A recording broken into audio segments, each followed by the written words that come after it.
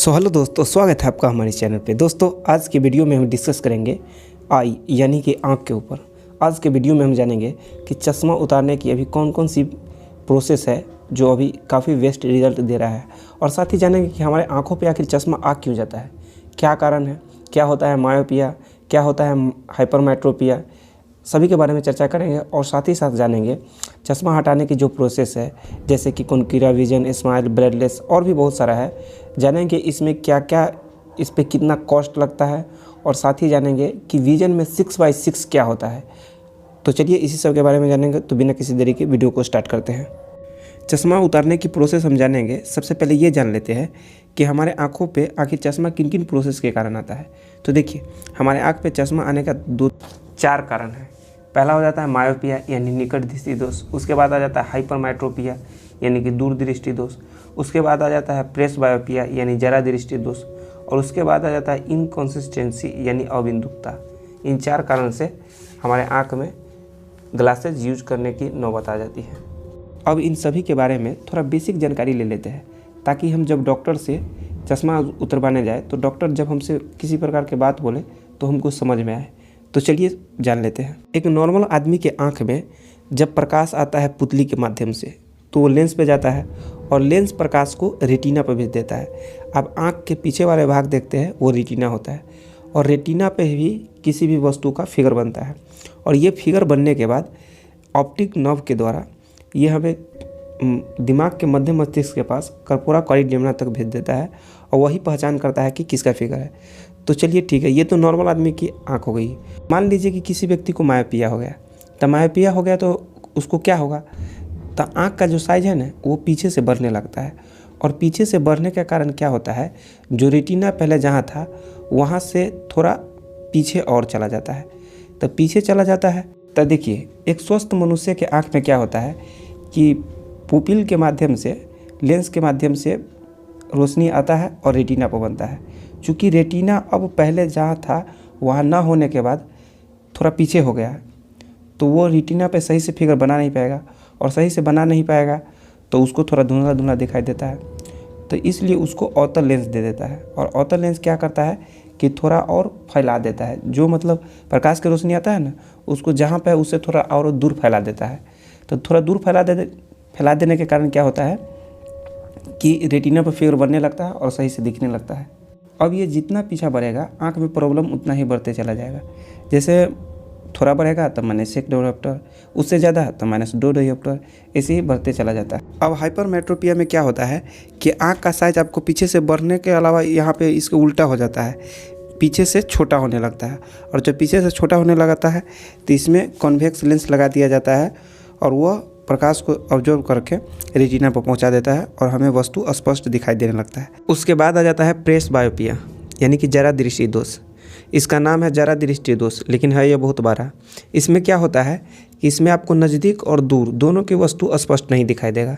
यानी कि कहने का अर्थ ये हुआ कि इसमें अगर आप नज़दीक और दूर दोनों खराब हो जाता है, तो इसमें बाइफोक्सी लेंस का यूज़ किया जाता है। ऊपर में अवतल और नीचा में उत्तल लगा दिया जाता है।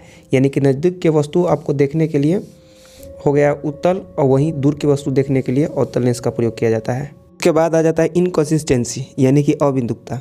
इसमें क्या होता है कि आप कंस्टेंट बना नहीं पाते हैं। किसी वस्तु को देखते हैं तो आपको सही से समझ में नहीं आता है कि किस प्रकार से रखा हुआ है। जैसे आप किसी खड़ी हुई वस्तु जो खड़ा है उसको देखते हैं तो आपको लगेगा कि लेटा हुआ है, और कोई लेटी हुई वस्तु देखेंगे तो आपको लगा कि खड़ा है। यानी कि सही से आप कांस्टेंट नहीं कर पाते हैं। इसमें सिलेंडर लेंस के यूज किया जाता है। अब जान लेते हैं कि आँख से चश्मा हटाने की कौन कौन सी प्रोसेस है। तो देखिए, आँख से चश्मा हटाने की बहुत सारे प्रोसेस है, आज आपको मिल जाएगा। ये आज से नहीं, लगभग 26 साल पहले से है। लेकिन 26 साल पहले से है तो आपको भी पता है, समय के साथ हर चीज़ के वेरिएशन में कुछ न कुछ अंतर मिलता है। सबसे पहले आया स्टैंडर्ड लेसिक, ये स्टैंडर्ड लेसिक। उसके बाद आ गया स्फेरिकल लेसिक। उसके बाद आ गया SBK लेसिक। उसके बाद आ गया SBKQ लेसिक। उसके बाद आ गया ब्लेड लेस लेसिक। उसके बाद आ गया स्माइल। और उसके बाद आ गया अभी सबसे टॉप में चल रहा है कॉन्क्रीरा विजन। ये 7 प्रकार के हैं, और इस 7 में कौन सा बेस्ट है अब उसमें हम चर्चा करते हैं। सबसे पहले आ जाता है स्टैंडर्ड लेसिक, और उसके बाद आ जाता है स्फेरिकल लेसिक। तो देखिए, स्टैंडर्ड लेसिक और स्फेरिकल लेसिक ये भूल के भी आप मत कराइएगा, क्योंकि यह बहुत ही पुराना हो गया है। आप ही बताइए, पहले के ज़माना में आता था MP4 सॉन्ग, अभी आता है HD। तो आप क्या देखना पसंद करते हैं? HD। MP4 देखना पसंद करते हैं? नहीं। तो आप बताइए, जब MP4 देखना पसंद नहीं करते, ये तो आँख के जीवन के सवाल है, तो अब क्या है? उसमें पहले वाला में था MP4, अब HD जो भी चश्मा हटाने का प्रोसेस है उसमें HD दिखाई देता है। तो आप MP4 वाला कराइएगा? नहीं कराइएगा। और डॉक्टर भी आपको ये सजेस्ट करेगा ही नहीं करेगा। उसके बाद आ जाता है SBK और SBKQ लेसिक। इस दोनों में क्या होता है, इस सर्जरी में क्या होता है कि ब्लेड का यूज़ किया जाता है और ये ऑपरेशन पूरी तरह से हाथों से होता है। तो जब आँख जैसी कोमल चीज़ में ब्लेड या हाथ से कोई जब ऑपरेशन होता है तो सुन के ही डर लगता है। इसलिए बहुत सारे जो मरीज होता है ये काम कराने से घबराते हैं, और आप भी नहीं कराइएगा, क्योंकि आपको भी पता है रिस्क लेना उतना अच्छी बात नहीं है। उसके बाद आ जाता है ब्लेडलेस लेसिक। ब्लेडलेस लेसिक में क्या हुआ, जैसा कि नाम से ही स्पष्ट है कि इसमें ब्लेड लेस है, यानी कि ब्लेड की आवश्यकता नहीं पड़ती है।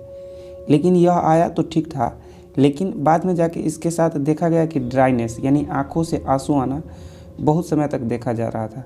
तो उसके बाद आया स्माइल भी अभी ठीक ठाक है, लेकिन स्माइल के बाद क्या होता है, इसमें ड्राइनेस का प्रॉब्लम तो ख़त्म हो गया, लेकिन स्माइल के बाद जो आया कॉन्क्यूरा विजन, इसका रिज़ल्ट तो गजब आ गया। जब कॉन्क्यूरा विजन आया तो चश्मा उतारने वाले जितनी सारी प्रोसेस थी लेसिक सर्जरी, उस सब में एक रेवोल्यूशन आ गया, क्योंकि कॉन्क्यूरा विजन का हर चीज़ में इतना बेस्ट रिजल्ट था कि लोग कॉन्क्यूरा विजन को ही प्रीफर कर रहा था, यानी कि इसे ही प्राथमिकता दे रहा था। इसमें विजन एकदम 6/6 आता था, और 6/6 तो आता ही आता है, प्लस में गिने चुने आदमी, जैसे 100 में एक आध आदमी ऐसा निकल जाता है जिसका विजन 6/5 या 6/4 भी हो जाता है। अभी हम जानते हैं कि 6/6 का अर्थ क्या होता है। जो 6/6 होता है उसे तो एक नॉर्मल विजन कहा जाता है, और 6/5 या 6/4 आता है उसे कॉन्क्यूरा विजन में सुपर विजन या HD विजन के नाम से भी जाना जाता है। तो आखिर कॉन्क्यूरा विजन काम कैसे करता है? तो देखिए, यह एक लेज़र प्रोसेस है। यह आपके आँखों में लेज़र डाला जाता है, और लेज़र यह पुतली पे काम करता है और पुतली को थोड़ा फ्लैट कर देता है, और फ्लैट होने के कारण जो रोशनी आता है यानी प्रकाश आता है हमारे आँखों में, वह जहाँ पर आता था उससे थोड़ा पीछे चला जाता है, और पीछे जाने के कारण क्या होता है कि रेटिना पर बनने लगता है प्रतिबिंब, और रेटिना पर बनने लगता है तो आपको स्पष्ट दिखने लगता है। आप इसको एग्जाम्पल से ऐसे समझ सकते हैं कि जैसे मान लीजिए कि पाइप से पानी गिर रहा है, तो वैसे गिरेगा तो थोड़ा कम दूरी तय करेगा, और वही पाइप को आप थोड़ा फ्लैट कर दीजिए, यानी कि कहीं से आप थोड़ा दबा दीजिए, तो दबाने के बाद क्या होता है, पानी गिरने की दूरी थोड़ा और बढ़ जाता है, यानी कि तंका ज़्यादा दूर तक जाके गिरती है। उसी प्रोसेस पे कॉन्क्यूरा विजन काम करता है। तो मान लीजिए आप चश्मा उतरवाना चाहते हैं, तो आप कौन कौन आदमी है जो चश्मा उतरवाने के लिए एलिजिबल है, यानी कौन कौन आदमी सब उतरवा सकता है? तो देखिए, आपका उम्र 18 वर्ष से ज़्यादा होना चाहिए। 18 वर्ष से कम है तो नहीं होगा। उसके बाद अब हो जाता है कि पिछले 1 साल से आपके चश्मे के जो नंबर है उसमें वेरिएशन नहीं होना चाहिए, यानी न बढ़ना चाहिए न घटना चाहिए, ये होना चाहिए। 2 ठो ये मुख्य है, यही चीज़ सब होता है। और साथ ही साथ इसमें एक और बात है, आपके आँख में कोई और दूसरा प्रॉब्लम नहीं होना चाहिए, जैसे मोतियाबिंद वगैरह। अगर ये प्रॉब्लम है तो पहले ये आप सही करा लीजिए, उसके बाद लेजर प्रोसेस करा सकते हैं। अगर आप कॉन्क्यूरा विजन कराना चाहते हैं तो 3 दिन का इसमें टेस्ट होता है।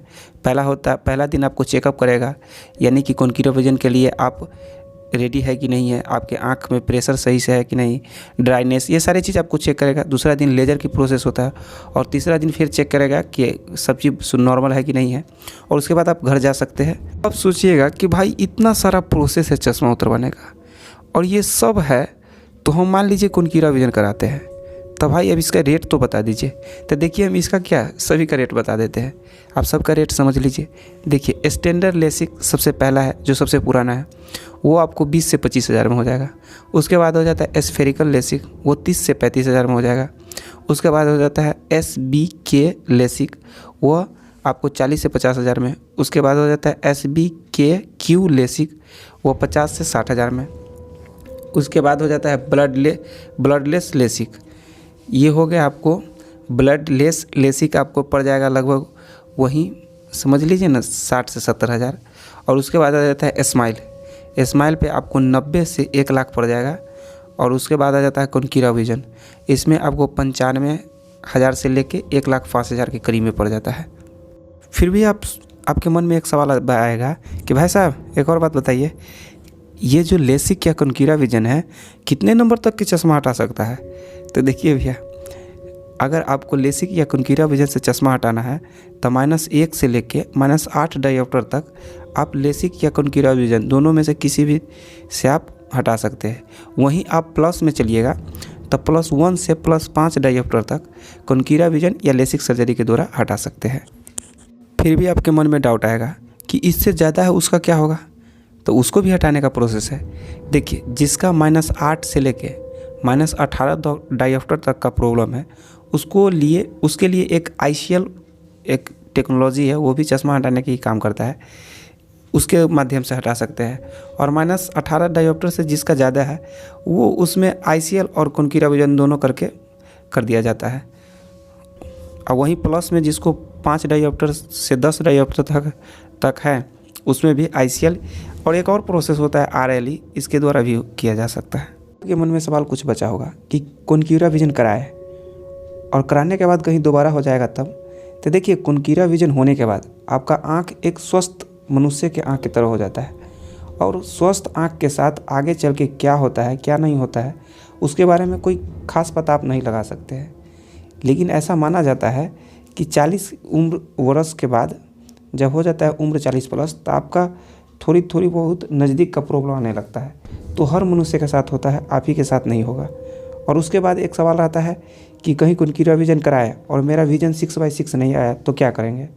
तो देखिए, वैसे 99% चांस में 6/6 आना ही है, यानी कि आपका जितना ग्लास के साथ जितना विजन आता है उतना तो आएगा ही आएगा, और कुछ रियर केस में उससे अच्छा भी क्वालिटी भी आता है। लेकिन फिर भी मान लेते हैं, ऐसा खैर नहीं होगा, लेकिन फिर भी मान लेते हैं कि आधा या पौना नंबर रह जाएगा तो क्या करें? अगर आधा या पौना नंबर फिर भी रह जाता है आपका, तो फिर 1 महीना या 15 दिन रुका जाता है, और उसके बाद फ्री में फिर से वही डॉक्टर आपको लेसिक करके वो उसको पूरी तरह से नॉर्मल कर देता है। उसके बाद आ जाता है कि गवर्नमेंट जॉब में। तो देखिए, गवर्नमेंट जॉब में आपका प्रिस्क्रिप्शन लिखा होगा, उस पर लिखा होगा, अगर गवर्नमेंट जॉब के फॉर्म देखिए, अगर उसमें लिखा होगा कि कॉन्क्यूरा विजन आर अप्लाइड तो हो सकता है, नहीं तो फिर नहीं होगा। उसके बाद हो जाता है कि अगर आपको मनुष्य वैसे देखेगा तो आपको आँख में पता थोड़ी ना चलेगा कि कॉन्क्यूरा विजन हुआ है क्या ICL हुआ है, लेकिन मशीन के द्वारा पता चल सकता है कि हाँ, इसमें कॉन्क्यूरा विजन या कोई भी लेजर प्रक्रिया या ICL हुआ है। अब जान लेते हैं कि 6/6 का अर्थ क्या होता है। तो देखिए, 6/6 का अर्थ बहुत ही आसान होता है। आप ABCD का कोई एक लेटर लीजिए और एक सेमी के लीजिए और उसको दीवार में साट दीजिए, और आप 6 फीट या 20 मीटर दोनों बराबर होता है, उतना दूर जाइए और एक आंख बंद कीजिए और एक आंख से देखिए। अगर आप देखने के बाद आपको स्पष्ट दिखाई दे रहा है तो समझिए आपका आंख 6/6 है। अगर नहीं स्पष्ट दिखाई दे रहा है तो समझिए आपका आंख 6/6 नहीं है। तब क्या कीजिएगा, तब 1.5 सेमी के लीजिए और 1.5 सेमी को उतना ही दूरी पर देखिए, और उतना ही दूरी पर देखने के बाद आप जाइए फिर से उतना दूरी पर और देखिए। अगर वो आपको स्पष्ट दिखाई दे गया तो समझिए आपका आँख 6/9 है। 6/6 ना होकर 6/9 है। सबसे अच्छा आँख की क्वालिटी 6/6 होता है। अगर उससे कम है 6/4 या 5 तो और अच्छा है।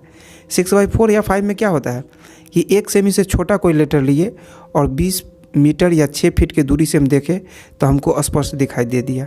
उसी को 6/4 या 5 में, और 5 में 1 सेमी से छोटा, 4 में 1 सेमी से और छोटा हो जाता है। तो यही होता है 6/6 का। तो चलिए, आज की वीडियो में बहुत सारे बात को हम चर्चा कर लिए हैं। फिर भी अगर आपको इससे जुड़ी कोई बात आपके मन में है तो आप कमेंट कर सकते हैं, हम आपको कमेंट की रिप्लाई करेंगे। और साथ ही साथ एक चीज़ को मैंने एक्सप्लेन करना इसमें नहीं कर पाया हूँ क्योंकि वीडियो थोड़ा लंबा हो जाता है। ICL में एक लेंस फिट किया जाता है, क्या होता है, कैसे होता है, अगर आप चाहते हैं इसके बारे में जानना तो आप कमेंट कर सकते हैं और इस पर हम वीडियो बना देंगे। तो चलिए मिलते हैं नेक्स्ट वीडियो में, तब तक के लिए गुड बाय। तो आशा करते हैं कि आपको ये वीडियो पसंद आया होगा। अगर पसंद आया तो लाइक कीजिए, अगर कोई डाउट है तो कमेंट में पूछिए, अगर चैनल पर नया है तो चैनल को सब्सक्राइब कीजिए। तब तक के लिए गुड बाय।